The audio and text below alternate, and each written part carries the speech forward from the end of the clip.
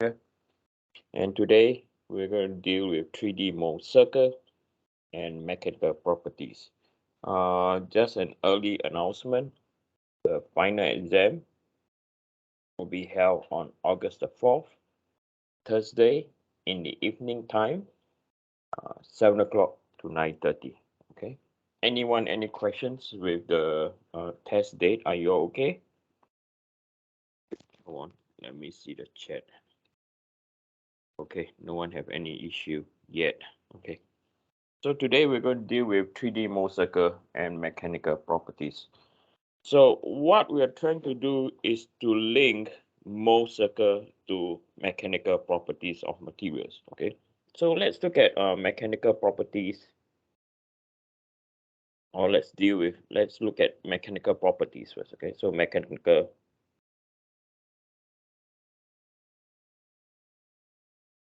properties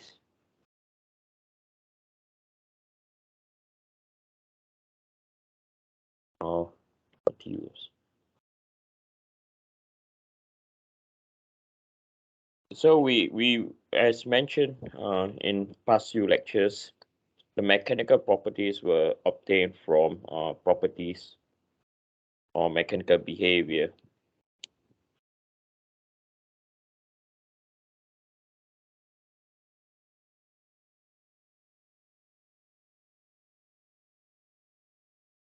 Uh, Acquired from uniaxial test. Okay. So what we tend to do is we have a test piece.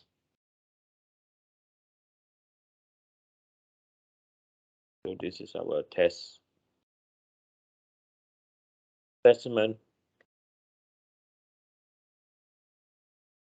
So if I would draw our transformation X, so Y, so Z, okay, over here is our Z.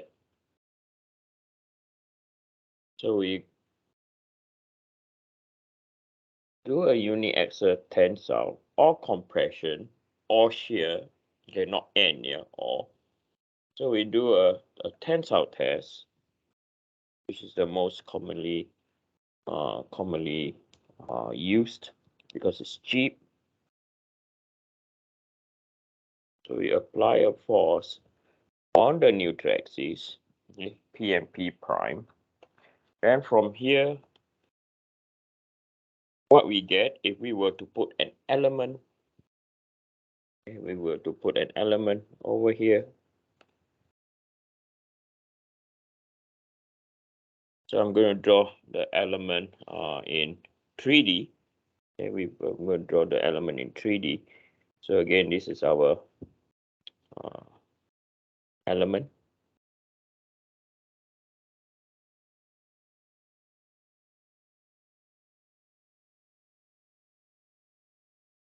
Okay, so these are the dotted lines.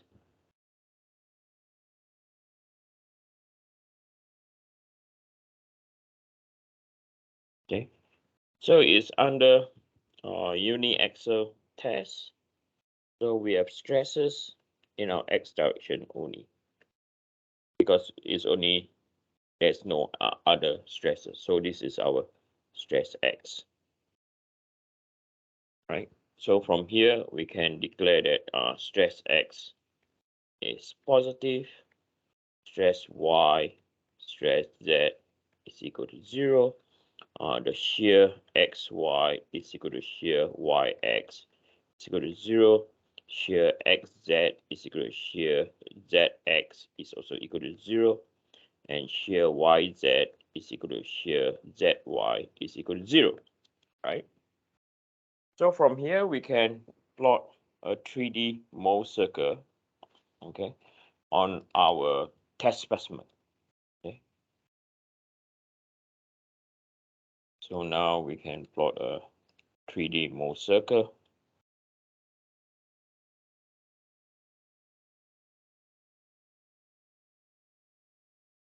It's just a sketch.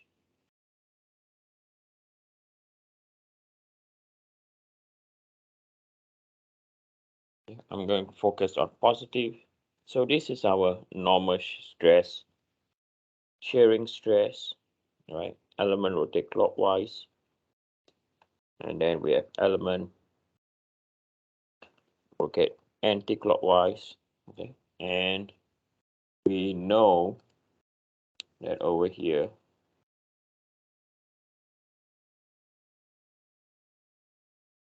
this is our stress X line.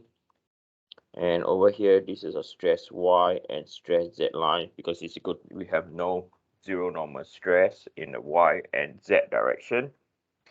And from here, we can identify that this is our point X. Over here, this is both our point Y and both our point Z. Okay. Then we construct a Mohr circle.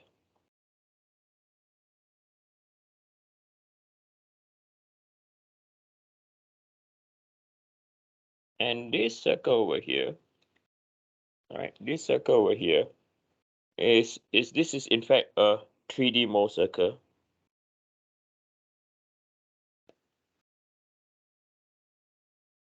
Under uniaxial tensile loading configuration. Okay, so this circle more or less represents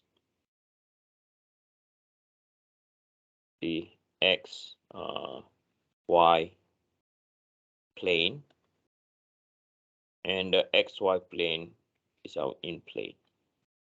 Okay, so from here, what we also tend to do, right, which is not commonly seen or commonly observed, is we also will plot a stress strain curve, right? So over here on our x-axis, we have our normal stress. Sorry, we have our strain, and then we have our stress.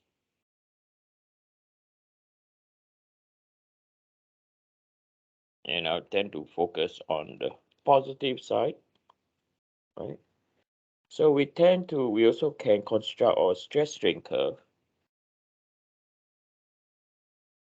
up to its U point. Okay, up to its U point only. So over here,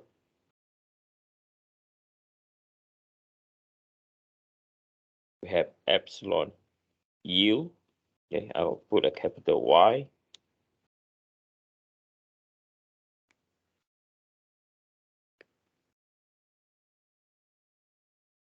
And this is our stress Y. Okay, so we know the standard formula under Hooke's law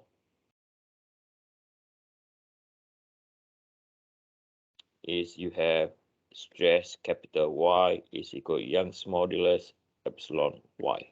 Okay, where stress Y is your U strength,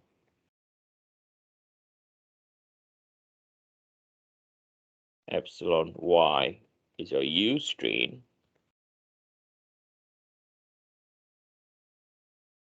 and then you have E is your Young's modulus. Okay, so on the left hand side over here, we are dealing purely with our mechanical behavior of the material. Okay, so you can see how we relate or how we test the material, plot 3D Mohr circle, which is a single circle now because it's uniaxial. Okay, one direction. And you realize that for uniaxial, right, you can see Y and Z on the same point, right? So point Y or YZ plane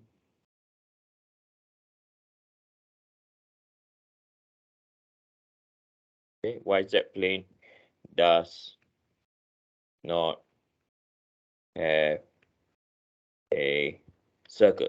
They are on the same point. right? Okay, so from here we sketch our stress strain curve. So over here represent our stress strain curve.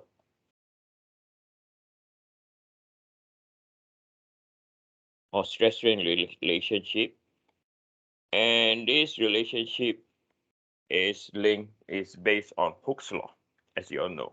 Okay, now let's see now. Okay, on the right hand side we are going to deal with structure analysis.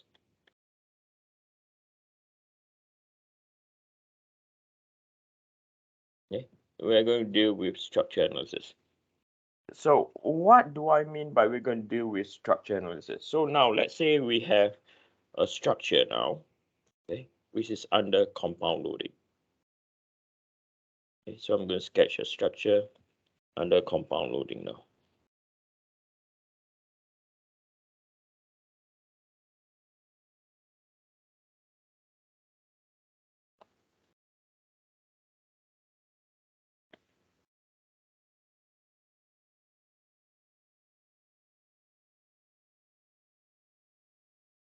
Okay, so let's say this is our structure, still sketching.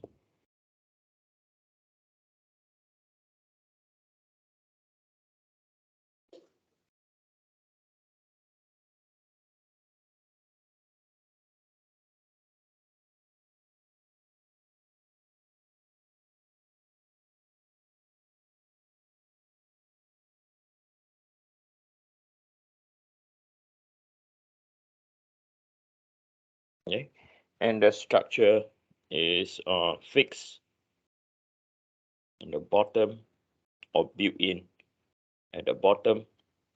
Okay, so it's built in,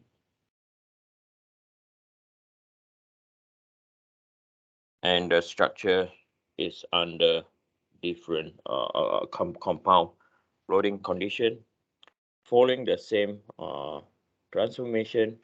This is our Py, this is our Pz, and then we have at a certain distance away, this is our Px. Okay, so if we were to sketch, okay, or to sketch our stresses in element H, okay, so this is our element H now. Okay, so that's our element H. So now we were to construct our element H.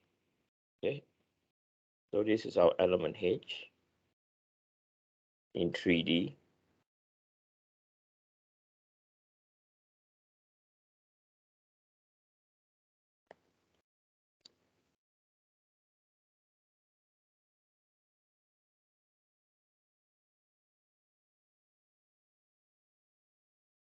We know, like most of the example that we have done, okay, we know that we are going to, for example, for this case, we usually get stresses in one direction. Okay, so this is our Py or stress y, and then we have stresses in the shear configuration. Okay, so this is our stress intersecting plane is x direction. Sorry, intersecting plane is y, and this is x, and shear xy. Okay, so we know based on this element now, right? Let's look at our what stresses we have. We know that stress y is negative. We are also aware that stress x and stress z are equal to 0. The shear xy is equal to shear yx. It is negative. Okay, sorry, positive shear configuration. And then we realize that the shear xz is equal to shear zx is equal to 0. Shear yz is equal to shear zy. They are all equal to 0. Then from here, okay, now this is based on structure analysis. Okay, this is different. This is based on the loading. Okay, on structure, on stresses, calculated